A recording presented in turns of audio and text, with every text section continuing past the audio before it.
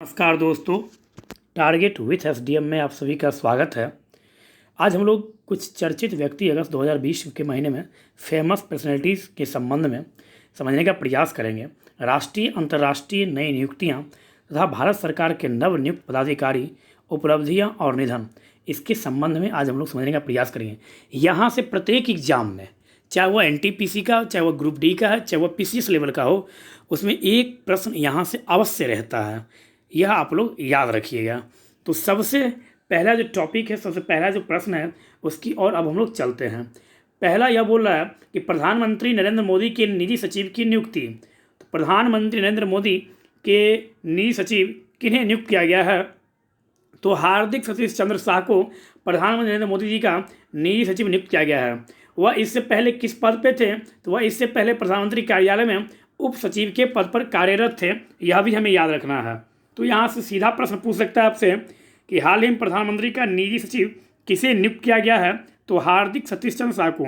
या वो ऐसे भी पूछ सकता है, हार्दिक सतीश चंद्र शाह को निम्न में से किसका सचिव बनाया गया है? तो प्रधानमंत्री नरेंद्र मोदी जी का सचिव बनाया गया है। नेक्स्ट प्रश्न की ओर अब हम लोग चलते हैं। नेक्स्ट प्रश्न, रजत भाटिया ने संन्यास लेने की घोषणा की। भारतीय घरेलू ऑलराउंडर रजत भाटिया ने क्रिकेट के सभी फॉर्मेट संन्यास लेने की घोषणा की। कहने का मतलब क्या है? यहाँ सीधा पूछ लेगा आपसे एक प्रश्न यहाँ कि रजत भाटिया का संबंध किस खेल से है? तो रजत भाटिया का संबंध क्रिकेट से है और उन्होंने क्रिकेट के सभी फॉर्मेट से संन्यास लेने की घोषणा की है। यह भी हम लोग कह सकते हैं। नेक्स्ट, भारतीय प्रतिभूति एवं विनिमय बोर्ड सेबी के चेयरमैन अजय त्यागी का कार्यकाल में क्या हुआ है? तो भारतीय प्रतिभूति एवं विनिमय बोर्ड सेबी के चेयरमैन अजय त्यागी का कार्यकाल जो है वह बढ़ा दिया गया है। कितने दिनों के लिए? तो 18 माह के लिए। यह भी हम लोग याद, उनका कार्यकाल सितंबर 2020 से लेकर 22 फरवरी 2021 तक के लिए इनका कार्यकाल बढ़ा दिया गया। कहने का क्या मतलब है? यहाँ से सीधा आपसे प्रश्न पूछा जा सकता है कि सेबी के चेयरमैन कौन है। दूसरा प्रश्न यहाँ से बन सकता है, सेबी का पूरा नाम। तो आप लोगों के लिए यह प्रश्न है, सेबी का पूरा नाम क्या है? क्योंकि इससे पिछले वाले वीडियो में हम सेबी का फुल फॉर्म भी बताए हुए हैं। तो सेबी का पूरा नाम आपको बताना है। दूसरा प्रश्न यहाँ से यह बन सकता है कि सेबी के चेयरमैन अजय त्यागी जी का कार्यकाल कितने दिनों के लिए बढ़ाया गया? ऑप्शन फर्स्ट में देगा वो 12 महीना, ऑप्शन सेकेंड में वह देगा 2 साल, ऑप्शन थर्ड में वह देगा 6 महीना, ऑप्शन फोर्थ में देगा 18 महीना। तो इसका राइट आंसर होगा ऑप्शन नंबर फोर्थ, मतलब क्या? Option number D. इसका राइट आंसर, अजय त्यागी का कार्यकाल 4 वर्षों के लिए नहीं, अजय त्यागी का कार्यकाल 18 महीनों के लिए बढ़ाया गया है। नेक्स्ट, भारत के नियंत्रक एवं महालेखा परीक्षक, कंट्रोलर एंड ऑडिटर जनरल किन्हें नियुक्त किया गया है? तो गिरीश चंद्र मुर्मू को भारत के 14वें नियंत्रक एवं महालेखा परीक्षक नियुक्त किया गया है। तो नियंत्रक एवं महालेखा परीक्षक कौन है? तो गिरीश चंद्र मुर्मू जी नियंत्रक एवं महालेखा परीक्षक हैं भारत के वर्तमान में। दूसरा प्रश्न यहाँ से बन सकता है, गिरीश चंद्र मुर्मू नियंत्रक एवं महालेखा परीक्षक के क्रम से किस नंबर पे हैं? तो ये 14वें नियंत्रक एवं महालेखा परीक्षक हैं। यह भी याद रखेंगे। गिरीश चंद्र मुर्मू से आप लोग थोड़ा सा देख लीजिए। गिरीश चंद्र मुर्मू पहले ऐसे व्यक्ति हैं जिन्हें जम्मू एंड कश्मीर का पहला उपराज्यपाल बनाया गया। जम्मू एंड कश्मीर से 31 अक्टूबर 2019 से धारा 370 समाप्त कर दिया गया। यह हम लोग याद रखेंगे। उसके बाद जम्मू एंड कश्मीर के जो पहले उपराज्यपाल बने वह गिरीश चंद्र मुर्मू जी को जम्मू एंड कश्मीर का पहला उपराज्यपाल बनाया गया। वर्तमान में जम्मू एंड कश्मीर के उपराज्यपाल हैं मनोज सिन्हा जी। जम्मू एंड कश्मीर के वर्तमान में उपराज्यपाल हैं। जम्मू एंड कश्मीर से आप लोग थोड़ा सा देख लीजिए, जम्मू एंड कश्मीर में किश्तवाड़ राष्ट्रीय उद्यान कहाँ है? तो किश्तवाड़ राष्ट्रीय उद्यान जम्मू एंड कश्मीर में है। और डाचीगम राष्ट्रीय उद्यान कहाँ है? तो डाचीगम राष्ट्रीय उद्यान भी जम्मू एंड कश्मीर में है। बगलीहार परियोजना यह भी जम्मू एंड कश्मीर में है। किस नदी पर है? तो यह चिनाब नदी पर है। बगलीहार परियोजना जम्मू एंड कश्मीर में चिनाब नदी पर है। दुलहस्ती परियोजना यह भी जम्मू एंड कश्मीर में है और यह भी चिनाब नदी पर है। नेक्स्ट, तुलबुल परियोजना जो झेलम नदी पर है, जो सबसे महत्वपूर्ण है, जो आपसे एग्जाम में हर संभव पूछने की पूरी संभावना रहती है। तुलबुल परियोजना यह झेलम नदी पर, यह भी जम्मू एंड कश्मीर में है। तो जम्मू एंड कश्मीर में एक पर्वतीय नगर भी है जो बहुत ही पूछा जाता है एग्जाम में। गुलमर्ग पर्वतीय नगर कहाँ स्थित है? तो गुलमर्ग पर्वतीय नगर जम्मू एंड कश्मीर में स्थित है। और पहलगांव पर्वतीय नगर भी कहाँ है? तो यह भी जम्मू एंड कश्मीर में स्थित है। तो यह तो हम कुछ जम्मू एंड कश्मीर से देखने का प्रयास किए। अब हम लोग कैग के बारे में थोड़ा सा जानकारी लेते हैं। नियंत्रक एवं महालेखा परीक्षक के संबंध में हमारे भारतीय संविधान में अनुच्छेद 148 से अनुच्छेद 151 तक में नियंत्रक एवं महालेखा परीक्षक से संबंधित अनुच्छेद है। 148 से 151 तक कैग का चर्चा किया गया है, जिसमें अनुच्छेद 148 के तहत कैग की नियुक्ति का चर्चा किया गया है, अनुच्छेद 148 के तहत। जबकि अनुच्छेद 149 के तहत कैग का पावर्स के बारे में बताया, मतलब क्या कैग का जो है वह फंक्शन क्या है, कैग का शक्ति क्या है, इसके संबंध में अनुच्छेद 149 बतलाता है। कैग के बारे में आप लोगों को पता ही होगा। नियंत्रक एवं महालेखा परीक्षक अपनी रिपोर्ट किसे देता है? तो यह अपनी रिपोर्ट राष्ट्रपति को देता है और राष्ट्रपति इनके रिपोर्ट को पार्लियामेंट मतलब क्या सदन में रखवाते हैं और सदन में इस रिपोर्ट की जांच के लिए एक कमेटी बनाया जाता है और वह इसकी जांच करता है। तो यह भी हम लोग याद रखेंगे। तो यहाँ से एक प्रश्न और पूछ सकता है आपसे कि नियंत्रक एवं महालेखा परीक्षक जो है, यह भारत का पहला नियंत्रक एवं महालेखा परीक्षक कौन था? तो भारत का पहला नियंत्रक एवं महालेखा परीक्षक जो था वह MC सीतलवार भारत के पहले नियंत्रक एवं महालेखा परीक्षक थे। यह भी हम लोग याद रखेंगे। अब थोड़ा सा देखिए यहाँ पर क्या लिखा हुआ है।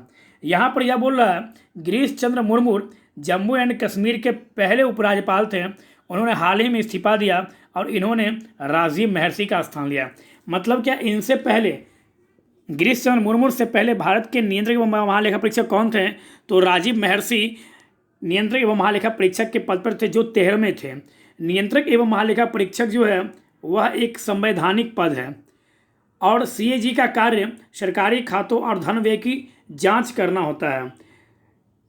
कहने का मतलब यह है कैग का जो कार्य है वह सरकार के द्वारा खर्च किए गए मतलब व्यय किए गए रुपयों का धन का ब्यौरा रखना है कैग का काम।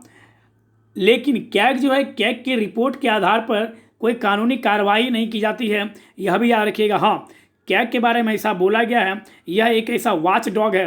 वॉच डॉग कहने का मतलब क्या?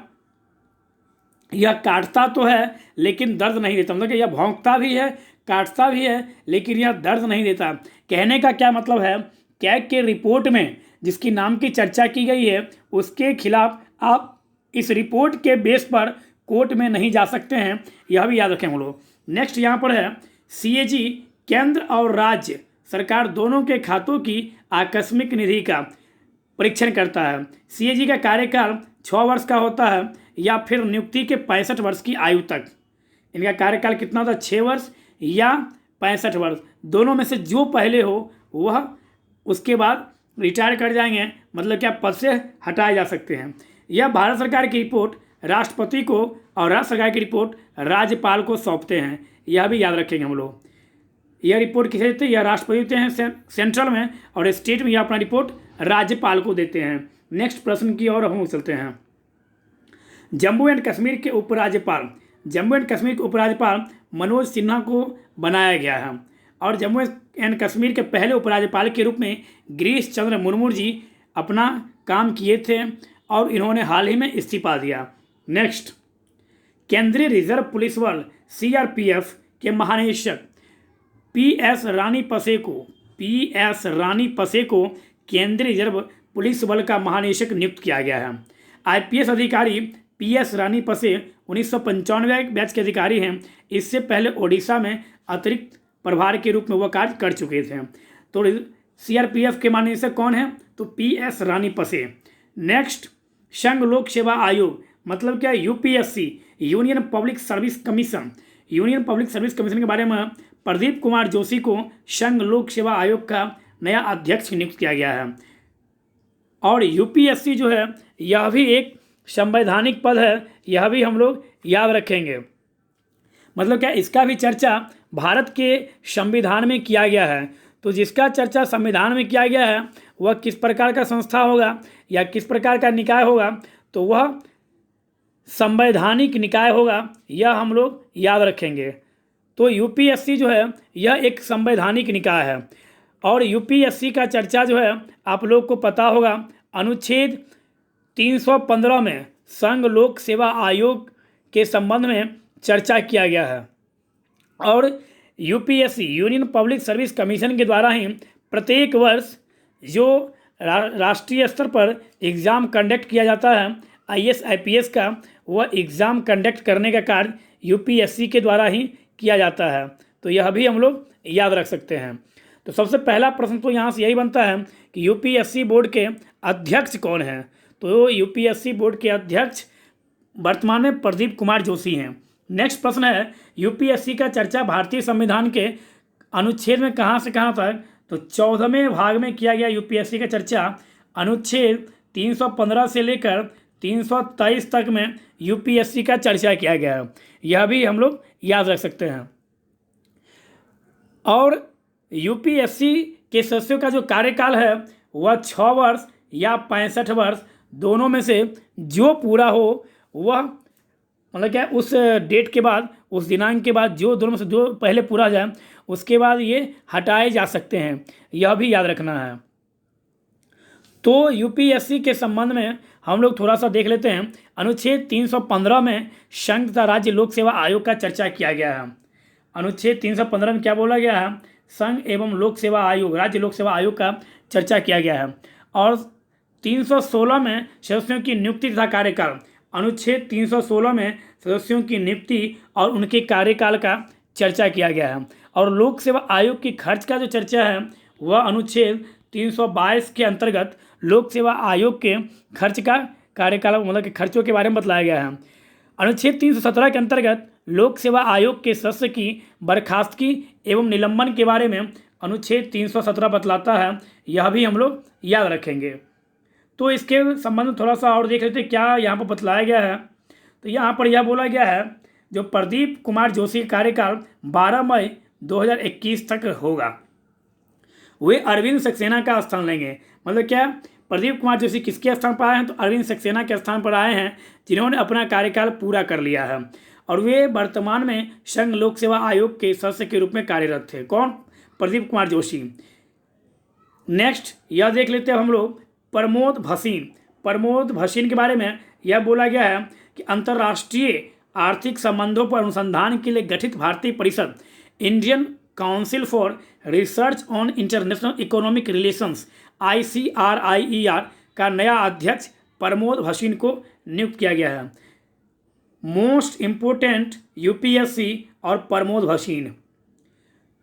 तो यहाँ पर यह याद रखिएगा कि प्रमोद भसीन जो है यह ईसर जज अहूवालिया का स्थान लिए जो स्वास्थ्य के कारण अपना पद छोड़ दिया। तो यहाँ पर हम लोग यह भी याद रखेंगे।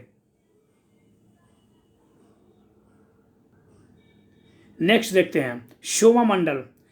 सार्वजनिक उद्यम चयन बोर्ड ने सोमा मंडल को steel authority of India limited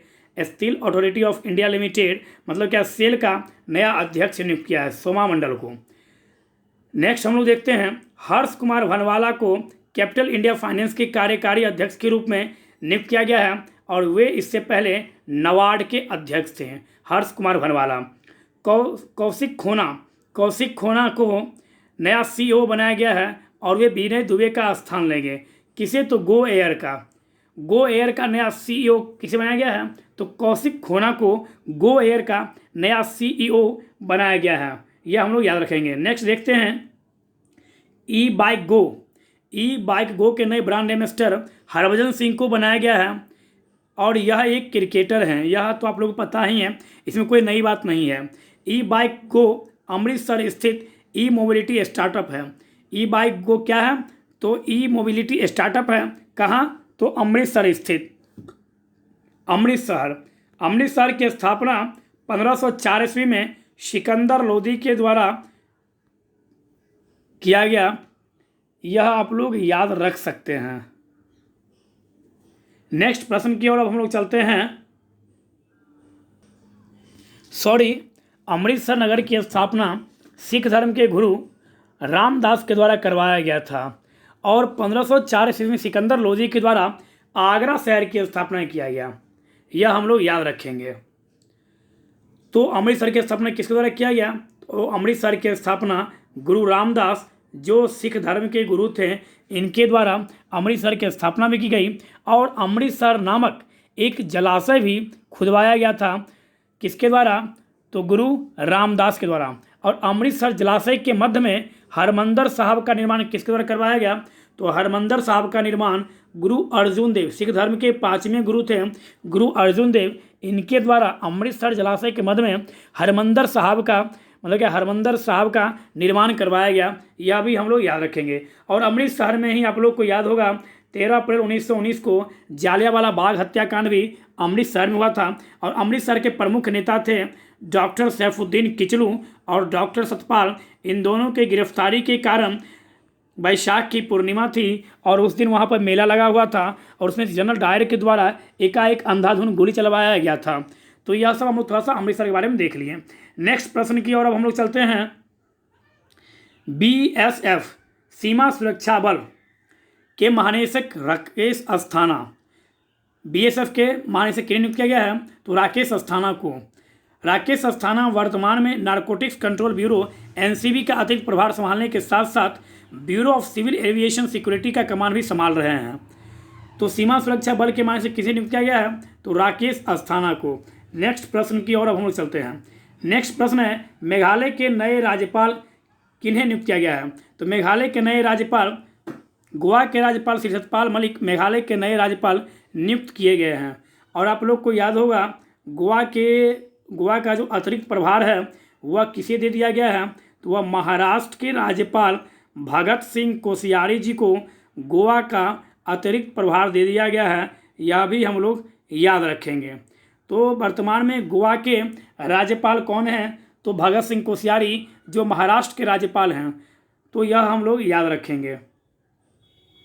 next प्रश्न की ओर देखते हैं हम लोग। जीपी गर्ग को भारतीय प्रतिभूति और विनिमय बोर्ड सेबी का कार्यकारी निदेशक ईडी नियुक्त किया गया है। किसे? जीपी गर्ग को। इससे पहले वे सेबी में मुख्य महाप्रबंधक थे। और सेबी के अध्यक्ष कौन है?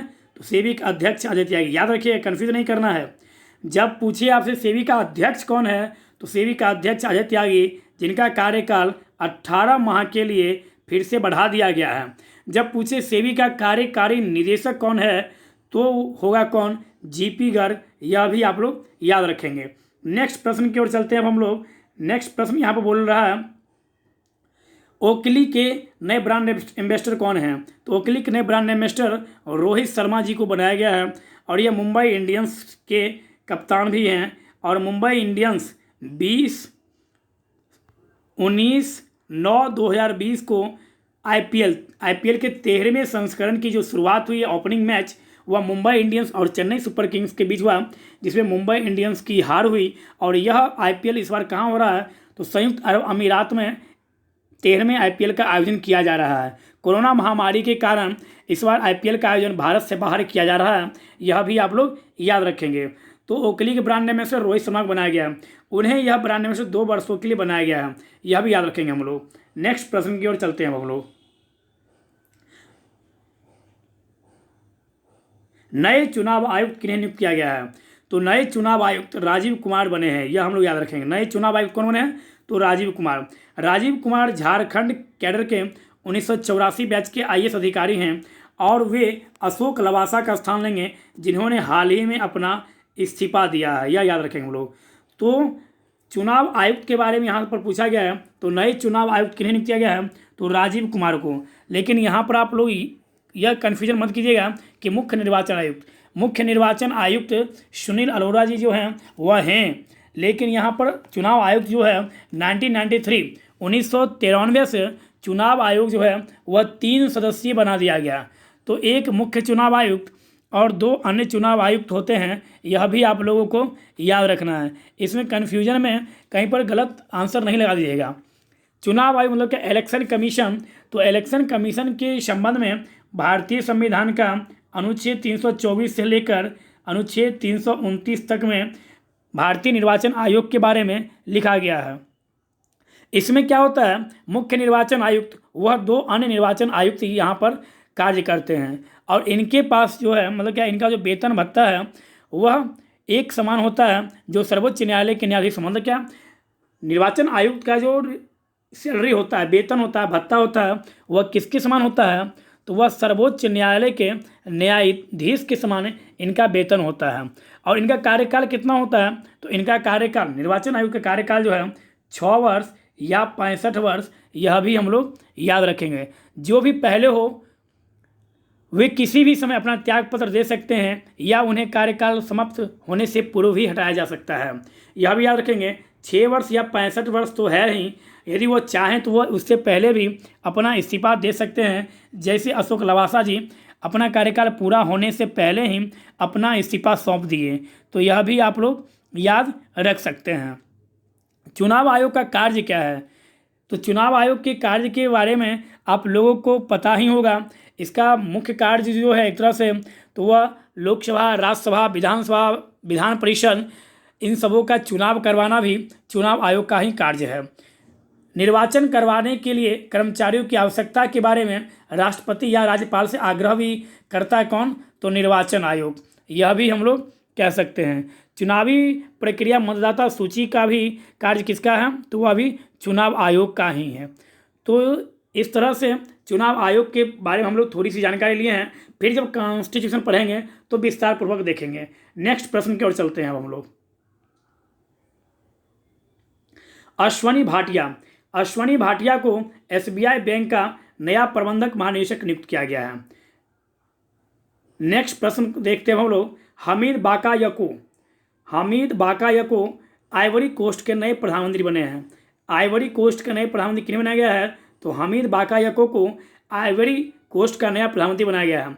आइवरी कोस्ट के पूर्व प्रधानमंत्री की अचानक निधन हो गया, जिसके बाद हमीद बाकायको को अंतरिम प्रधानमंत्री के रूप में नियुक्त किया गया। आइवरी कोस्ट के राष्ट्रपति अलासेन ओतारे हैं। आइवरी कोस्ट के राष्ट्रपति कौन है, तो अलासेन ओतारे हैं। और देश की राजधानी क्या है, तो यामोसुक्रो यहाँ की राजधानी है। आइवरी कोस्ट की राजधानी कहाँ है, तो आइवरी कोस्ट की राजधानी यामोसुक्रो है। नेक्स्ट, मोहम्मद इरफान अली, मोहम्मद इरफान अली गुयाना के राष्ट्रपति नियुक्त हुए हैं और वे डेविड आर्थर ग्रेजर का स्थान लेंगे। गुयाना के राष्ट्रपति कौन थे इससे पहले, तो आर्थर ग्रेजर। और वर्तमान में कौन बने हैं, तो मोहम्मद इरफान अली। गुयाना की राजधानी जॉर्ज टाउन है। गुयाना की राजधानी कहाँ, जॉर्ज टाउन, एवं गुयाना की मुद्रा है गुआनीज डॉलर। तो यह भी हम लोग याद रखेंगे। वही कंट्री की राजधानी पूछी जाती है एग्जाम, यही है, हमेशा याद रखिए जो कंट्री चर्चा का विषय बना हुआ हो। तो गुयाना की राजधानी कहाँ है, तो जॉर्ज टाउन, और इसकी मुद्रा क्या है, तो Guyanese dollar. Next, Mark Anthony Phillips Guyana रक्षा बल के पूर्व चीफ ऑफ स्टाफ और सेवानिवृत्त ब्रिगेडियर मार्क एंथनी फिलिप्स ने प्रधानमंत्री पद की शपथ ली। वे वहाँ के प्रधानमंत्री बन गए, यह याद रखें हम लोग। और गुयाना की राजधानी कहाँ, जॉर्ज टाउन, और गुयाना की मुद्रा कहाँ है, क्या है, तो गुआनीज डॉलर। तो मार्क एंथनी फिलिप्स ये गुयाना के प्रधानमंत्री नियुक्त किए गए और मोहम्मद इरफान अली जो हैं वे गुयाना के राष्ट्रपति नियुक्त किए गए। अब हम लोग देखते हैं next, Alexander Lukashenko. Alexander Lukashenko के बारे में बोला गया है, बेलारूस के राष्ट्रपति अलेक्जेंडर लुकाशेंको ने राष्ट्रपति चुनावों में 80.23% वोट प्राप्त कर लगातार 6ठी बार राष्ट्रपति का चुनाव जीता है। और बेलारूस की राजधानी कहाँ है, तो मिन्स्क, और इसकी मुद्रा क्या है, तो बेलारूस रूबल। मिन्स्क यहाँ की राजधानी है। तो आपसे सीधा प्रश्न पूछा जा सकता है कि बेलारूस के राष्ट्रपति कौन है, वन लाइनर में करंट में यह प्रश्न पूछा जाता है, बेलारूस के राष्ट्रपति कौन है, तो अलेक्जेंडर लुकाशेंको बेलारूस के राष्ट्रपति हैं। यहाँ से यह भी पूछ सकता है कि बेलारूस के जो राष्ट्रपति अलेक्जेंडर लुकाशेंको जो नियुक्त हुए हैं या जो बने हैं वह लगातार कैमी बार वहाँ के राष्ट्रपति चुनाव जीते हैं, तो वह 6ठी बार, यह भी क्रम भी याद रखिएगा। और बेलारूस की राजधानी कहाँ है, तो मिन्स्क बेलारूस की राजधानी है और इसकी मुद्रा क्या है, तो रूबल। नेक्स्ट प्रश्न की ओर अब हम लोग चलते हैं। Walter Roger Martos, Walter Roger Martos Peru के नए प्रधानमंत्री बने हैं। पेरू के नए प्रधानमंत्री कौन बने हैं, तो वाल्टर रोजर मार्टोस। पेरू की राजधानी लीमा और मुद्रा होती है पेरू सोल, यह भी हम लोग याद रखेंगे। नेक्स्ट, चौथी बार देश के प्रधानमंत्री के रूप में शपथ लिए। श्रीलंका पीपुल्स पार्टी के नेता महिंदा राजपक्षे ने 9 अगस्त 2020 को चौथी बार देश के प्रधानमंत्री के रूप में शपथ लिए हैं। यह हम लोग याद रखेंगे। महिंदा राजपक्षे के छोटे भाई श्रीलंका के राष्ट्रपति गोताबाया राजपक्षे ने उन्हें प्रधानमंत्री पद की शपथ, मतलब क्या श्रीलंका में जो है दोनों भाई, तो श्रीलंका के राष्ट्रपति गोताबाया राजपक्षे और श्रीलंका के प्रधानमंत्री महिंदा राजपक्षे हैं। यह याद रखेंगे हम लोग। नेक्स्ट प्रश्न की ओर चलते हैं हम लोग। राष्ट्रपति इब्राहिम बाउकर कीता, माली के राष्ट्रपति इब्राहिम बाउकर कीता ने सैन्य विद्रोह के कारण इस्तीफा दे दिया।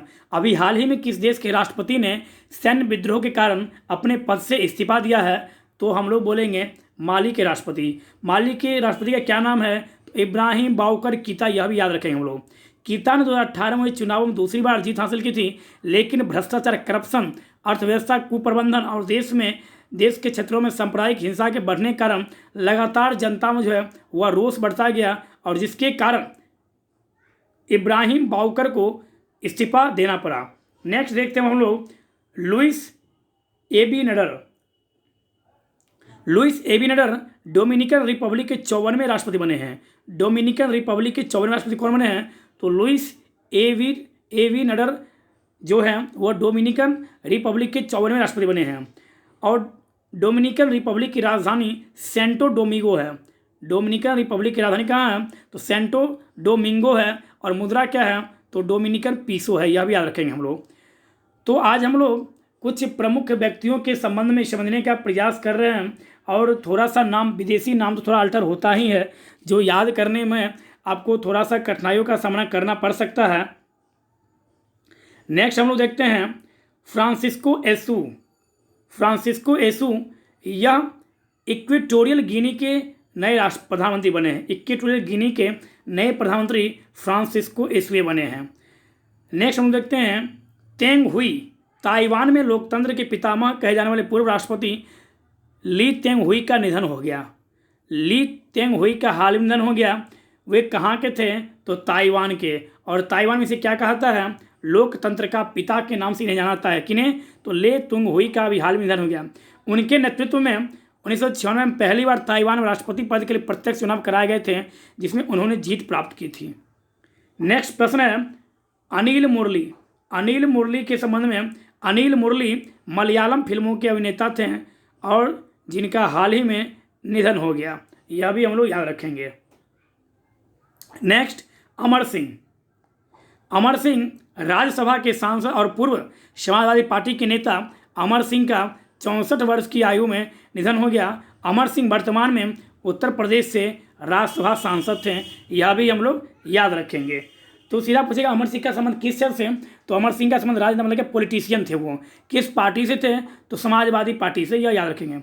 कमल रानी वरुण, उत्तर प्रदेश कैबिनेट की मंत्री कमल रानी वरुण कोविड-19 कारण निधन हो गया। तो कोविड-19 कारण निधन कि उत्तर प्रदेश से किस कैबिनेट मंत्री की हुई है? तो कमल रानी वरुण का निधन हो गया। यह भी आप लोग याद रख सकते हैं, जो सरकार में शिक्षा मंत्री थे और वर्तमान में कानपुर के घाटमपुर से हुए विधायक थे। यह भी हम लोग याद रखेंगे। नेक्स्ट प्रश्न की ओर चलते हैं हम लोग। इब्राहिम अलकाजी। इब्राहिम अलकाजी रंगमंच के कलाकार और महान शिक्षक थे। यह याद रखेंगे। तो यहाँ प्रश्न पूछा जा सकता है आपसे कि हाल ही में इब्राहिम अलकाजी का निधन हो गया, उनका संबंध किस क्षेत्र से है? तो वह एक महान शिक्षक और वह एक महान कलाकार थे। वे राष्ट्रीय नाट्य विद्यालय के सबसे लंबे समय तक सेवा करने वाले निदेशक रहे। 1966 में पद्मश्री पुरस्कार, 1951 में पद्म भूषण, 2010 में भारत का दूसरा सर्वोच्च नागरिक सम्मान पद्म विभूषण से सम्मानित किया गया। तो यहाँ से प्रश्न पूछा जा सकता है इब्राहिम अलकाजी को पद्म विभूषण से कब सम्मानित किया गया? तो 2010 में। यह याद रखेंगे हम लोग। नेक्स्ट क्वेश्चन की ओर चलते हैं हम लोग। नेक्स्ट क्वेश्चन देखते हैं साक कंदा सामी प्रसिद्ध लेखक और वृत्तचित्र फिल्म निर्माता साक कंदा सामी का निधन हो गया। यह याद रखेंगे बस। नेक्स्ट हम लोग देखते हैं विलियम किर्क इंग्लिश अमेरिकी computer engineer William Kirk English, जो दुनिया के पहले कंप्यूटर माउस के सह आविष्कारक थे, जिनका निधन हो गया। तो कौन है? William Kirk English. किससे संबंधित है? तो माउस से। और ये किस देश से हैं? तो ये अमेरिका के हैं। यह भी आप लोग याद रख सकते हैं। शिवाजीराव पाटील निलंगेकर। शिवाजीराव पाटील निलंगेकर महाराष्ट्र के पूर्व मुख्यमंत्री शिवाजीराज पाटील का निधन हो गया। यह भी हम लोग याद रखेंगे। सीधा पूछ सकता है कि हाल ही में शिवाजीराव पाटील निलंगेकर का निधन हो गया, उनका संबंध किस राज्य से है? तो महाराष्ट्र। किस राज्य से? तो पॉलिटिशियन। और किस राज्य के वे पूर्व मुख्यमंत्री थे? तो वे महाराष्ट्र के पूर्व मुख्यमंत्री के रूप में वे कार्य कर चुके थे।